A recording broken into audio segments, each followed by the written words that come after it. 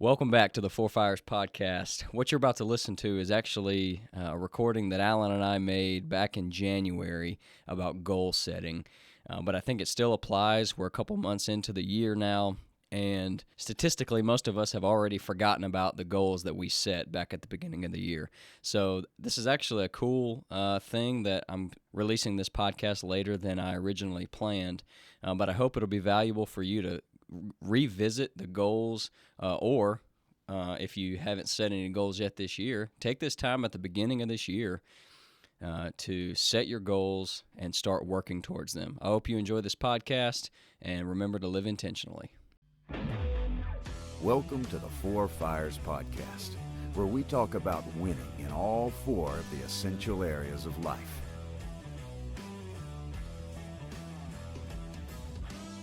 Welcome back to the Four Fires podcast. Today I'm going to be talking with Alan Kemper, and we're going to be talking about setting your goals for the year, and specifically how he goes about setting his four-dimensional goals. Alan, good to be here once again.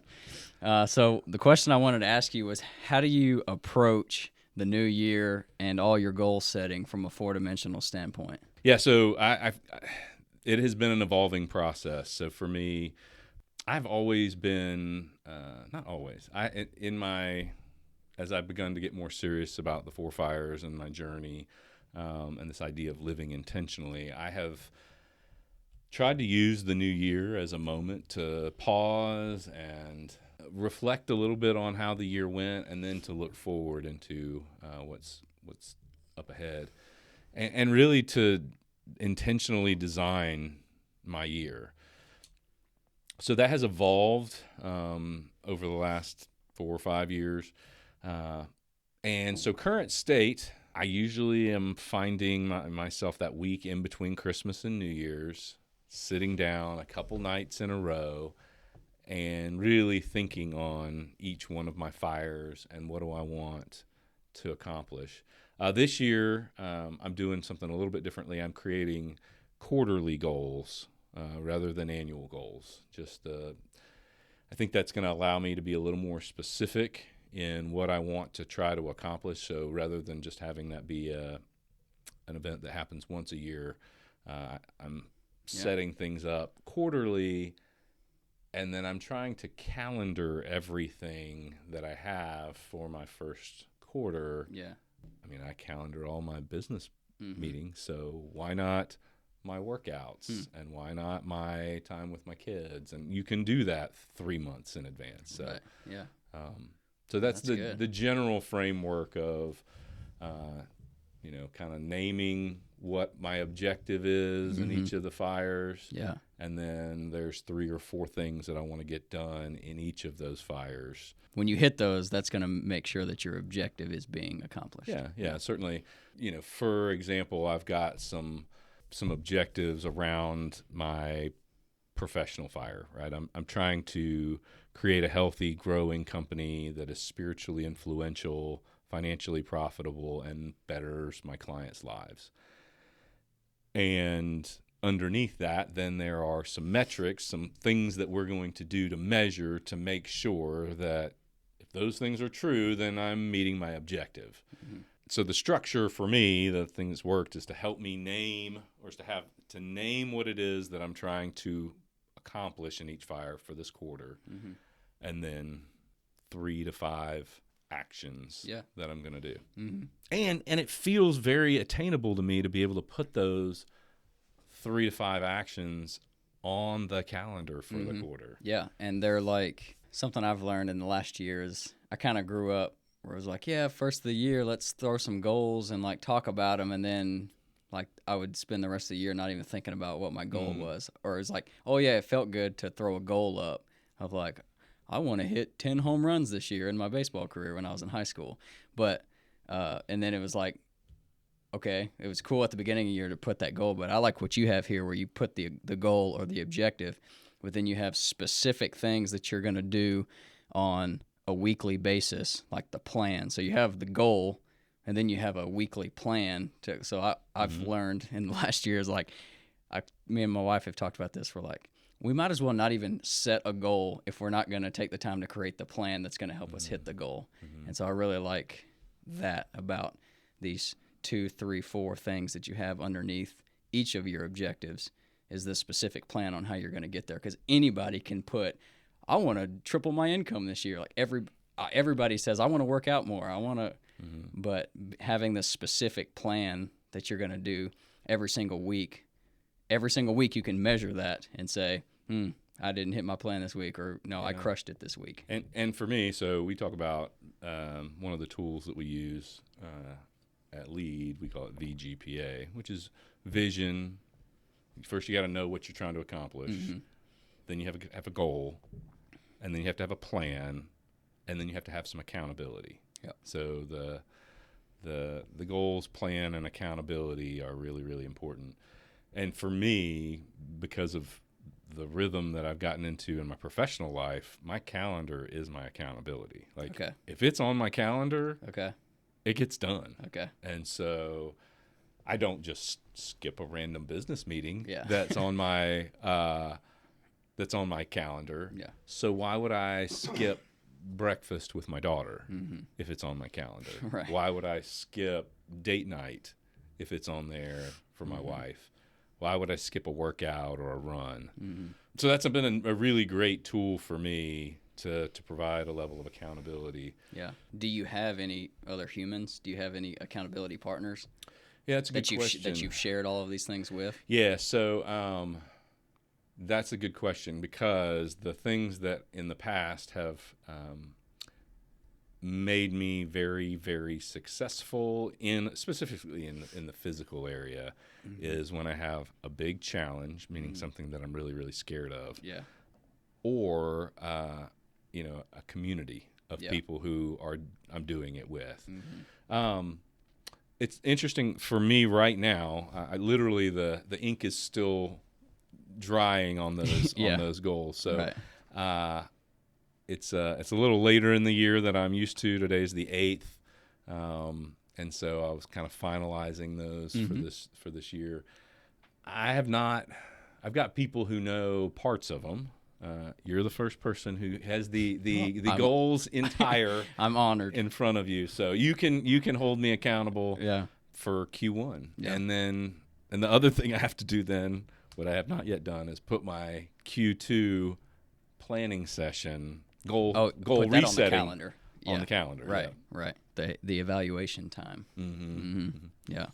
Similar to if you don't have a plan, you might as well not even set the goal. If you don't have a time to evaluate your plan, you might as well not even set the plan, or evaluate the progress that you've made so far. Okay, well, cool. I really like it's deeper than just throwing a goal up there that sounds really good, but having the plan, and then the big part is putting it on your calendar the same way that you would schedule your business stuff and your work stuff. So. And for me, one of the things that's been really helpful is I used to set goals in kind of things I wanted to get, like, this year I want to get a new car, or I want to go on a hunting trip. But framing my goals through the 4 fires has been really useful to me. If these are the 4 essential areas of my life that I care about, then I should be intentional enough to want to grow and develop in each one of those areas. And so framing my year in terms of who I want to be in each one of those 4 areas, how do I want to see growth in each one of those 4 areas, has been really, really useful. So if the template is useful, I don't know, maybe we can scrub that and post it on the tribe, as a platform that people can use. I'll put a link in the description to a template of how Alan structured this 2024 Q1 4 Fires goals. So Alan, did you have any of the 4 fires that was hard or hardest to quantify what your goals, what you wanted to achieve in that area? Did you have a fire that was hardest? For sure. The physical fire is easy. I mean, I know what I'm trying to build and what I'm trying to maintain in that space, and that's easily quantifiable. I've got a clear objective in that space. Yeah. The people fire and the purpose fire, the idea of writing an objective statement, like what is my objective, was actually really, really helpful. The hard part for me was identifying the tasks and behaviors that would help to define, those, or help to deliver on those objectives. But one of the things that was important to me, like, I believe that perception is reality, right? And we've talked about this in whether you're a leader, you think you're a leader, well, guess who gets to define whether you're a leader or not? The people who are following you. You think that you're a good husband, guess who gets to define that? Your wife. The person that you're husbanding. Yeah. Your wife gets to define whether you are a good husband in her eyes. So for me, my people fire, one of the things I wanted to do is be sure that I was creating a space that was valuable to them. So for me, my kids are old enough to where I can ask them, hey, what do you need more from Dad in this quarter?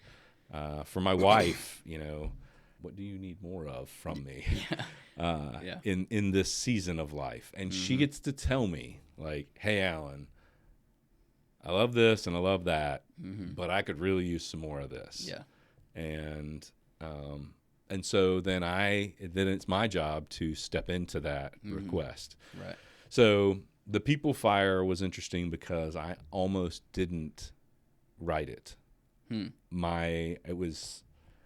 I asked my kids what they wanted. Yeah. Oh, yeah. And they told me. Yeah. What they said was, I want a day with Dad every month, which is an amazing ask, right? Like, yeah. And why would I say no to that? Right. Like, yeah. So I'm going to put it on the calendar and make it happen. One full day just with, just with Ada or just with Cecil. Yeah. And this really does come down to, one of the things that we've talked about is my life is my work. Like, from the time I wake up until the time I go to sleep, 365 days a year, I'm working. Yeah. Because the work that I'm doing is building a life. And I'm building it in all of these areas. And professional is absolutely one of those areas that consumes a lot of time and a lot of energy, but it is not the only thing. Yeah. And so if I will be intentional in my professional fire, that's just one area of the work that I'm doing. So I have to be equally intentional in all of the other areas of my life. Yeah. So that's kind of the purpose of this process, is to name it, to design it, kind of plan it. Rarely do we hit a target that we can't clearly see. Yeah. So that's the intent. But definitely the people fire was the hardest for me. Okay. Followed by the purpose fire. But the people fire is the one that is dependent upon other people's perceptions. Well, because you could have written what you thought, but it's gonna be more impactful and effective for building your people fire if you ask those people what they would want from you or what they expect of you.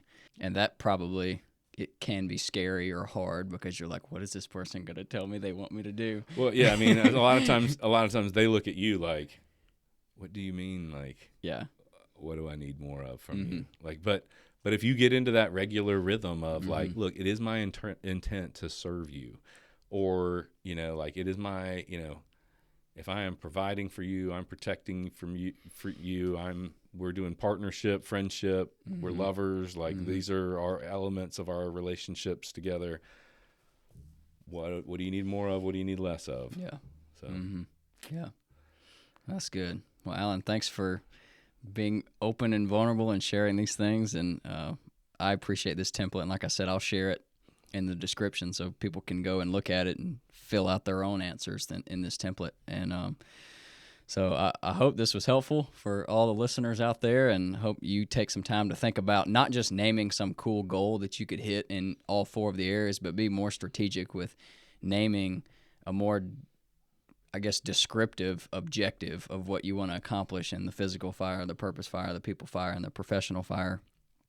And then listing out 2 to 3 to 4 to 5 action items that you're going to be doing every single week, that if you do those every single week for 3 months for Q1, that objective will be achieved. So thank you guys for taking the time to listen to this podcast. Alan, thanks for being here. I always enjoy our conversation. And you guys go live intentionally. We'll catch you on the next episode of the Four Fires Podcast.